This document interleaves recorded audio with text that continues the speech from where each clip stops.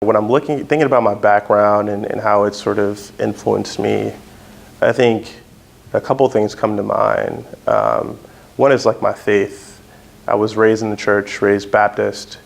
My mom every Sunday, dad every Sunday in church. My dad is actually a preacher's kid too, so I think when it comes to religion and faith, it's been very strong. And so, I was taught at a very young age, you can't do anything without having a strong faith in God. So I think, whenever I'm going through difficult situations, it's something that I consider, right? What am I trying to learn? What is God trying to teach me in this particular situation? So I think my faith is what's kept me focused. Also just, wanting to be able to provide for my family. One of my mentors a while ago, he mentioned to me, can you buy your mom a house? This is when I was telling him I want to save the world. He's like, can you buy your mom a house yet? I was like, no, I can't really do that. I can't afford it. So he's like, think about what do you want to do for your family? And continue to build your intellectual capital, your social capital, so that you can actually do those things and also contribute to your community. So it was, one way of looking at things, but I think it gave me an interesting perspective of if I really want to accomplish these things and be able to provide for my family, how am I growing personally and professionally? Those are things that I think keep me moving forward, just wanting to provide in my faith.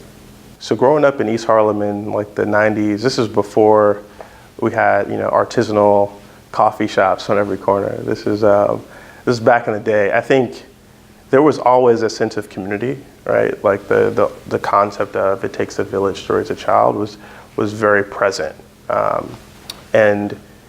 If I was doing something, on the West Side, someone would see me and tell my mom. So there was this sense of accountability in the community. And there were also these beautiful shops we would go to. So I just remember it being a place with a lot of culture, a lot of love, but also a lot of poverty, to be frank, right? And there was a lot of needs. And so being able to go to summer camp were some of the things I did and experience how other people lived and then come back to my community. I'm like, something is wrong here, right? There's a difference in the experiences that people are having. There's an imbalance. And so that always sort of stood with me and thinking about, well, how do I make my community like those other communities that, have more opportunities?